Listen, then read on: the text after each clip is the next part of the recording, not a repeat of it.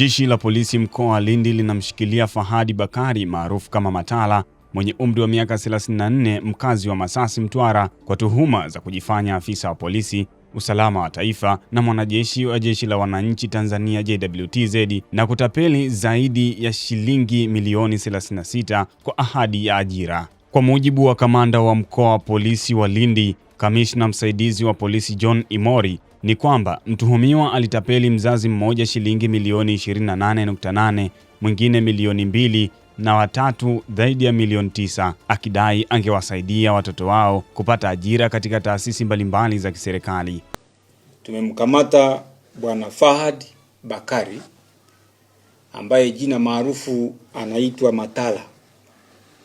Huyu ana miaka 34 na ni mkazi wa Masasi mkoani Mtwara. Tumemkamata kwa tuhuma mbalimbali. Tuhuma ya kwanza, huyu mtuhumiwa anajitambulisha kwenye jamii kwamba yeye ni mtumishi wa jeshi la polisi katika kamisheni ya intelijensia ya jinai pale makao makuu ya jeshi la polisi Dodoma. Lakini pia anajitambulisha kwamba yeye ni afisa katika idara ya usalama wa taifa makao makuu kule Dodoma. Lakini pia amekuwa akijitambulisha kwamba yeye ni mwajiriwa katika Jeshi la Wananchi wa Tanzania katika idara maalum, yani special force kule Morogoro.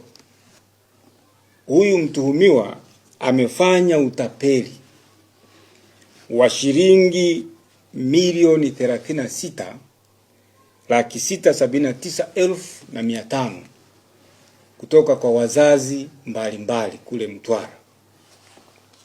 Mzazi wa kwanza alitapeliwa shilingi milioni 28,832,500 akidai angeweza kumsaidia mwanae kupata kazi katika idara ya usalama wa taifa. Mzazi wa pili wa kule mkoani Mtwara alitapeliwa shilingi milioni 2,887,000. Huyu tapeli alidai kwa kutumia fedha hizo angeweza kumsaidia mwanae kupata nafasi ya ajira katika idara ya maendeleo ya jamii mkoani Tanga. Na mzazi wa tatu alitapeliwa shilingi milioni 4,960,000 kwa madai kwamba angemsaidia mwanae kupata kazi katika idara ya usalama wa taifa. Hayo yote, madai yote hayo ni uongo. Tumebaini kwamba anaongopa, wala si mwajiriwa katika idara yoyote ya serikali, bali amekuwa akitumia utambulisho huo kuwatapeli wananchi wetu. Linatoa wito kwa wananchi wote wa mkoa wa Lindi na mikoa ya jirani kujihadhari na matapeli.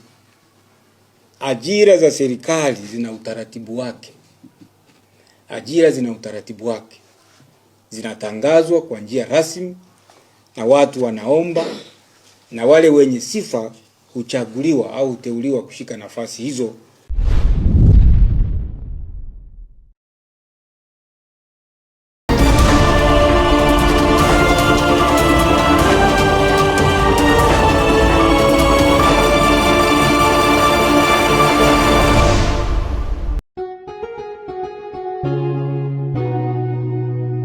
Kasako Media, tunaangazia maisha, tunaandika kesho.